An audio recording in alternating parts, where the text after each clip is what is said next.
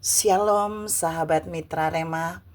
Hari ini kita akan sama-sama mendengarkan firman Tuhan yang terambil dalam Injil Matius 8 ayat 14 sampai ayat yang ke-15 yang berkata demikian.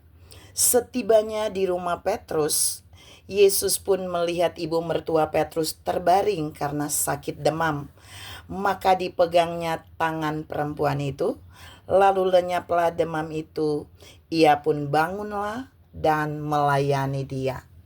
Demikianlah firman Tuhan, dan firman ini akan sama-sama saudara dan saya renungkan di hari ini, yang saya beri judul Rumah Mujizat.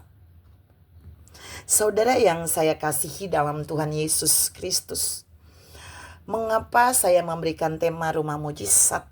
Kalau rumah mujizat itu berarti di dalamnya ada mujizat. Bahkan banyak mujizat. Tapi saya mau share hari ini buat saudara salah satu mujizat yang terjadi di rumah mujizat itu. Ada 3 poin yang mau saya share buat saudara hari ini. Kita mau lihat poin pertama dari pembacaan yang tadi saya baca. Di sana rumah Petrus itu menjadi rumah mujizat dalam Matius 8 ayat 14 sampai ayat 15. Mengapa? Karena Yesus tidak konfirmasi terlebih dahulu buat Petrus bahwa dia akan melakukan mujizat di rumah Petrus. Tapi Alkitab berkata lalu dia menuju ke rumah Petrus, dan di sana dia menemukan mertua Petrus itu ada dalam kondisi sakit demam, sedang terbaring. Dan Alkitab menceritakan Petrus tidak meminta mertuanya untuk disembuhkan oleh Yesus, tapi Alkitab bilang maka dipegangnya tangan perempuan itu.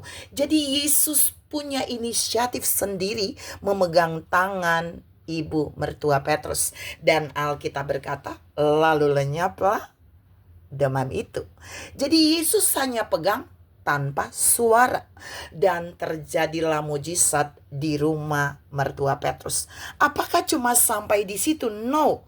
Kalau saudara baca baik-baik di ayat selanjutnya, setelah ibu mertua Petrus disembuhkan, lalu banyak orang datang yang kerasukan setan ke rumah mertua Petrus itu, ke rumah Petrus dan mertuanya. Lalu mereka semua disembuhkan oleh Yesus. Rumah Petrus dan mertuanya menjadi rumah mujizat. Mengapa? Karena sang pembuat mujizat itu datang di rumah Petrus dan mertuanya. Yang kedua kita mau lihat di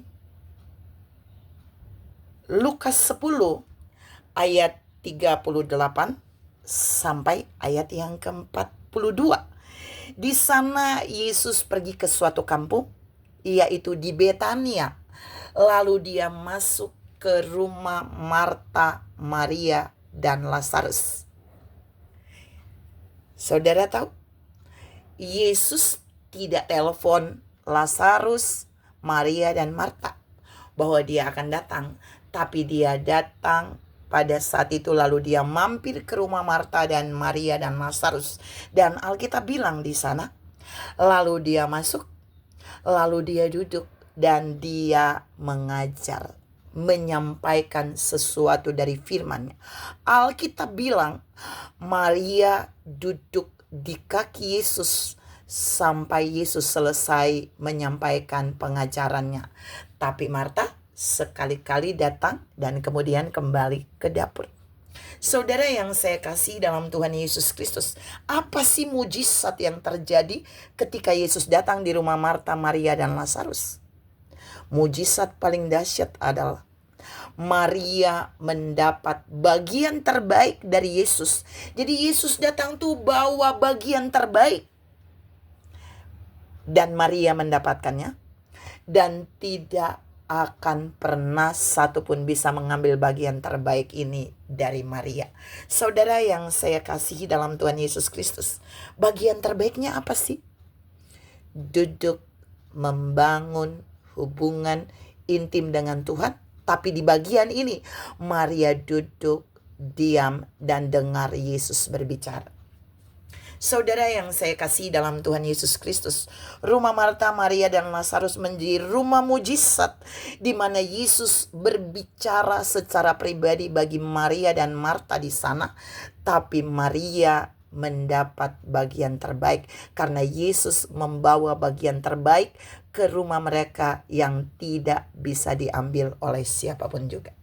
Yang ketiga, saudara, rumah mujizat yang ketiga, yaitu kita bisa lihat di dalam Lukas 19 ayat 5, ayat 9 sampai ayat yang ke-10, di mana Yesus minta menumpang di rumah Sakeus. Jadi Yesus yang menawarkan diri untuk dia mau datang di rumah Sakeus. Sakeus tidak mengundang Yesus. Bahkan Sakeus itu hanya mau lihat Yesus dari atas pohon ara.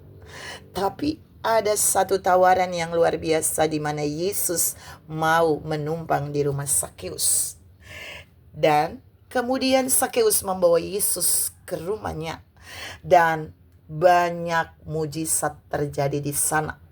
Yaitu Sakeus diubahkan hatinya untuk bagaimana dia bertobat. Pemerasan yang dia lakukan, dia kemudian menggantinya dengan dia mau menabur. Bahkan apa yang sudah dia rugikan dari orang-orang yang pernah dia peras, dia mau kembalikan itu lebih dari yang dia rugikan. Saudara yang saya kasih dalam Tuhan Yesus Kristus, itu bagian mujizat yang terjadi di rumah Sakeus. Tapi yang paling dahsyat di ayat 9 dan 10, Yesus bilang buat Sakeus bahwa hari ini telah terjadi keselamatan kepada rumah ini karena orang ini pun anak Abraham. Jadi Sakeus dan keluarganya mendapat mujizat keselamatan.